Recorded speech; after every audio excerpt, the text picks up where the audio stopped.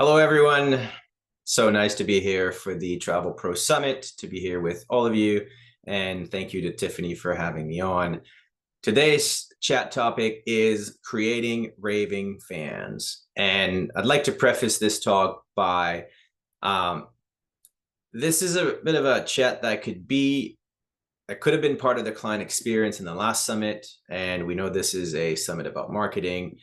Um, but there may be some of you out there that feel just like me, that are somewhat overwhelmed sometimes with conventional marketing methods. So this is simply an attempt to provide a different approach. And you will hear many different methods of marketing throughout this summit. And hopefully this chat provides you with different approaches and a bigger gap so that you can find where you fall on the spectrum of marketing and figure out what works for you and for your business. We feel that keeping your clients longer will save some of the marketing effort while providing also an opportunity to get some qualified leads through referral. Hence why we find that it's very pertinent in terms of marketing. Maybe different, but it's definitely pertinent.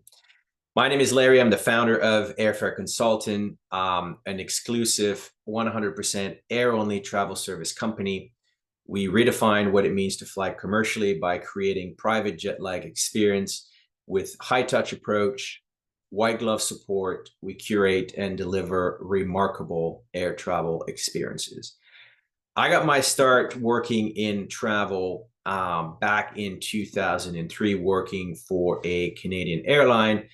And I started in the call center as a bilingual call center agent. And through my 9-year career at the airline, I ultimately ended in a position that was a senior revenue manager in the pricing and the revenue management team, where I was in charge of a portfolio that generated for the airline $785 million a year. So that was super cool. And that is how I learned every intricate details about how airline works and why they do what they do. Our business is 100% referral at this point, and I consider that doing exceptional work is a form of marketing, as it also leads to increased visibility in the world and ultimately new leads in the form of referrals. It's just a lot slower a method of marketing as some other ones, perhaps. Um, but when I started the business, the vision was to build long-term relationships so that we can keep our clients forever, so that we never have to market again, which was a bit of a pipe dream, but that was the overarching vision. And hence why we have loads of raving fans. And this is why this particular approach to marketing works for us. We have a long runway. We have lots of patience. So this is why this method works specifically for us. So today we're going to talk about the structure is going to be, how do we create raving fans? What's the delivery mechanism? And what is the outcome of having raving fans in your client base? And for us, the way we look at it is having raving fans will do two things for your business. One, it will create tremendous loyalty. You'll keep your clients longer, which by default is a bit easier and cheaper than always having to find new clients. And flip side of that is you now have a bit of a third-party marketing vehicle where this base of raving fans will generate qualified referrals, so leads, same as any other method of marketing. And those could be organic referrals, those can be ask referrals. There's multiple ways you can leverage your base of raving fans once you have it. The main way that we have built our clientele to raving fans is, one, we use exceptional service as the primary tool. We love to be proactive versus reactive in everything we do. I'll remind you, we're 100% air only. That's our niche, that's our business.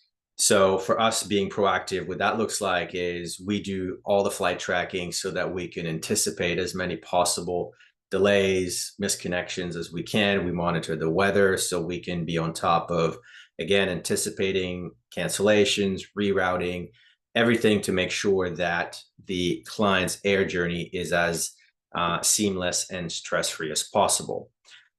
Secondly, we do highly personalized service. So we have a loads of preference on all our clients, and we gather those either through, when we do our onboarding, or through things that we notice on their socials and whatnot. So we gather a lot of information down to, we know John likes seats 2A. We know that Derek likes to sit on the right side of the aircraft because he's left-handed. So when he writes, his elbow is in the aisle. It's not against the guy next to him. We know what meals most of them are likely to pick when the option is available. We know what kind of benefits they like to leverage in their travel, based on if it's based on the cabin they're flying in or their airline status, and down as basic as how to communicate with them. Is it calls, texts, emails? What do they prefer? And so that creates, that helps us personalize the approach that we take. And in the end, it all comes down to consistency. Exceptional service done consistently builds trust, and trust, we find, is the first step to creating raving fans. Second, after we do exceptional service, we invest in the relationship. And we invest in a relationship in the same way that anyone would invest in their marketing efforts, right? We'll spend money, but in the relationship with our clients, versus through ads, leads, or anything else that you could do with other conventional marketing methods. Our motto is be of service first, always. Commissions, fees, revenue, that will all be taken care of. We focus on being of service first, and everything else will take care of itself. We don't nickel and dime our clients. If there's anything that needs to be paid, if we make a mistake, we pay out of pocket. If we see opportunities to increase their experience through a business upgrade, we will do that. We try to go above and beyond what is expected of us, and we try to do what is also unexpected. And there's so many things that any of us could do. We have many examples in our field in air, but there's also lots of what we call low-hanging fruit, high perceived value things that you could do to wow your clients and foster this creating raving fans. And when we talk about low-hanging fruit, we mean from an advisor's point of view, it's a low effort, low cost most of the time. And from the client's point of view, it's a high value. So the wider the gap in between the two, the best these things are to do. Very simply, an example in our business, what we do is a low-hanging fruit is we'll message the client 3 to 4 hours before they get to the airport. And we know they're going to an airport that has 9 terminals or 7 terminals. And we'll just quickly message them, hey, on your way to the airport today, let your Uber driver know to drop you at Terminal 7, you're flying Delta. It's a very simple thing to do. Granted, the client can do that, but chances are they'll look on their itinerary. It's going to be in a fine print somewhere. They're not going to find it. They'll turn around and ask us anyway. So this is something that's very easy for us to do, takes no time, and again, is a very high perceived value on the client's end. Seat alert is another one that we do. We know John likes seat 2A. If we can't get seat 2A because he booked 5 days before departure and the flight is nearly full and we have to sit him in 20D, and so we'll set an alert for any seats that are closest to the front. And once we get a notification that a seat is open up, we'll go in, grab it. We'll message him quickly. Hey, John, we know you like the front of the plane. We couldn't get that when we did the original booking, but you know what? Something just opened up. We just grabbed it. Now you're in 2A, and we just moved you up 18 rows up. So again, low-hanging fruit, takes no time, little cost, and a tremendous amount of perceived value from the client. Also, an investment relationship is make it exclusive. We learned that by accident a little bit, where at one point we wanted to narrow down the number of clients we were serving, and we realized that the less accessible we made the programs and the offer, the more people wanted it. And again, what we realize is that by doing that, by making it more exclusive, it kind of raised the client's status in the world or in their community, for them being part of something that's hard to get in, that's exclusive, that's club-like, that's membership-based, or anything like that. And again, another topic of discussion when people talk about travel is something that will come up, and an opportunity for your clients to rave about your service. The last thing we do in investment relationship is gifting, and that's probably the most important thing. It's probably the less frequent thing that we do, but probably the thing that has the most impact, that lasts the longest, and that creates moments and experiences that a client will talk about forever. And it's gifting, and we use like an unexpected approach to gifting, which we don't gift on any recurring anniversaries or birthdays or anything like that. It's always just one off and something very thoughtful that's very fitting. And some of the example of things that we've done here in the past, one of our clients has a supercar called a McLaren, and it's orange. And he was training for a triathlon, and we could see him training on his bike. And being a cyclist myself, I knew that there was a world tour team that was sponsored by McLaren. And I know they have a jersey and it's orange. So how fitting. So we ordered him a jersey that says the name of the team, which is Bahrain McLaren. It's orange. And then we could just see him now going forward on his Instagram training with this jersey on, and then getting into his McLaren anyway. So small thing, but again, high perceived value for that client and a great story to tell. Another client was raising money for a charity that they support, and they were short $1,400 to their goal, and so we just fill that gap for them. And another client loves, we've seen him in the kitchen all the time. We knew he liked to cook. His Instagram was filled with pictures of him with his apron with his name on it, so we saw it very fitting to get him a set of nice Cutco knives that were engraved with his own company logo and his own company motto as well. So that was a gift that's obviously every time he gets people at home cooking, that's an experience and a story that would be worth telling to other potential clients. Simply, a very simple one. Another one of our clients loves tacos. Is Instagram filled with t-shirt, I love tacos, eating tacos, hats, everything. And I'm a cyclist, and I spend a lot of time in Mexico, and I have a pair of socks that have tacos on them. And I think it cost us $15 to get him a pair of socks, of taco socks. They're green. And we sent it over to him. And now he sends us a picture of him mountain biking in his green taco socks. So again, it doesn't need to be grand. It just needs to be fitting. It just needs to hit the spot. It just needs to create a memory and something that they can rave about you and your service and talk to other people about. So we invest in our relationship just like anyone invests in other marketing methods. That's just the way we do it. Thirdly, after you've created exceptional service, and then you've got into investing in your relationship, lastly, you become referable. You've given the opportunity to your clients to rave about you. They will end up contributing to make you more visible in the world by talking about you. And that's the point where you are now referable. And what that means is we call it the trust transfer, where you'll have a client that will take their trust with their friends, and they'll take that trust and they'll put that into your own hands. And so that's the outcome of having raving fans, is that you end up with high-end qualified leads. I mean, you've built the trust, you've invested in the relationship, you've created raving fans, and your reward is now you have access to referrals. And again, they could be organic, they could be asked. There's all kinds of ways you can leverage referrals. And so you can market to get leads, or you can create raving fans to get qualified leads, is the way we prefer to approach what we do. And one is not necessarily better than the other, but one may work better for you than the other. And referrals aren't by no stretch of the imagination bulletproof all the time. But for us, it's the best use of our time, effort, skills, and money to get new clients whenever we need to, kind of on demand in a way. So there are the top five things that we do for low-hanging fruit, high perceived value. And again, keep in mind, we do air only. So here's a few examples of things that perhaps you relate to, perhaps you can use. First one is terminal change at connection. So if we have a client that connects in Chicago, they're landing in Terminal 7, they're going to depart from Terminal 5.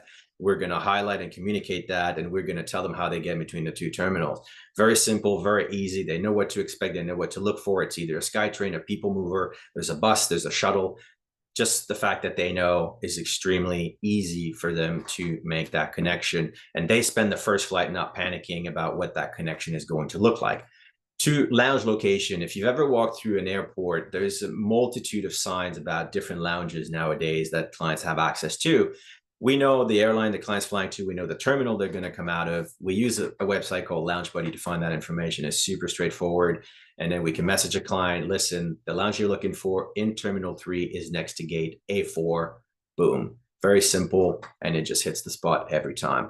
Number 3, we've talked about seat alerts. That's a super powerful one that you can leverage when you don't get the perfect seat the client wants. You still have time until they depart to put alerts, get notification, move them into the seat that is best suited for them. And every time you do that, you gain points, low effort, high perceived value all the time. Meals on board the plane, something again very silly. If you have families and they try to figure out, do we eat at home, do we eat at the airport, do we eat on the plane, what do we have access to? You get a business person that's always rushed. If I eat on the plane, is it breakfast, is it lunch, what do I have access to? So super easy to find out and provide that information to the client and let them know what's available on the plane, what they can look forward to, therefore, and then they can decide where they're going to have that food. And perhaps they'll stop at the airport, they'll use the lounge, or they'll just take the meal on board the aircraft or bring their own snacks. Number 5, layover time. So we always touch on the time that somebody's going to have in a layover at an airport. And if it's 3 hours and all they have to do is go from one plane to the next, so just a regular connection, then they know they have 3 hours to go shopping, eat, do anything they want. They got plenty of time. Now, on the flip side, if we have a client that only has an hour and a half connection and we know that they have to go through custom immigrations or passport control, then we're going to probably highlight the fact that they should probably motor. As soon as they get off the plane, they should just go as fast as they possibly can to the next gate, and only then can they go to the bathroom, eat, or do anything else after that. Again, that's just laying out what's going to happen ahead of time for clients. Brings down peace of mind. It's very low-hanging fruit. Takes no effort to do. Again, the client's perceived value is through the roof.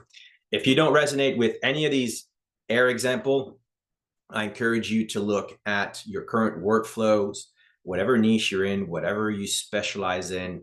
I guarantee you will find instances where you will have these little things we call low-hanging fruit and high perceived value. And if you find those, and usually there'll be things that you've glazed over for the most part, and once you find those, you can leverage any of them and to showcase your value in your marketing effort and to highlight your value and to increase your visibility to future potential clients. We all focus a lot on technology these days, and technology is important. It's operationally important, but what's really impactful is what we do from one human to another, and that's anything that connects us emotionally. So these are all the low-hanging fruit, high-value things that you can do that will create raving fans for your business. And many of those things are going to sound silly to you. They'll be trivial. You'll think about them like they're not important because you have the skills, you're professional, you do them all the time. So therefore you don't believe they add value to anything. But I guarantee you that whatever you think about these things doesn't necessarily translate to be the same from the point of view of a client. So always assessing that. I guarantee you guys already do and know a lot of stuff that you can leverage that you're currently not doing because you don't think they're important. If you're interested in learning more about ways to create raving fans through Air specifically, we do have a broadcast on WhatsApp called the Air Lab. It's a weekly blast. It's a secret weapon for travel advisors. And the Air Lab is a gold mine of concrete and actionable insights, strategies, tools, solutions you can apply to your business. You can evolve in your role, enhance your client services, create a home-to-home experience, and monetize there if you feel like it. And the best part is there's no GDS access required or technical skills needed. It's all very simple things that any of you already do or can do with minimal effort that will yield tremendous results. Thank you for your time. enjoy the rest of the summit, and hopefully I catch some of you guys in some other sessions.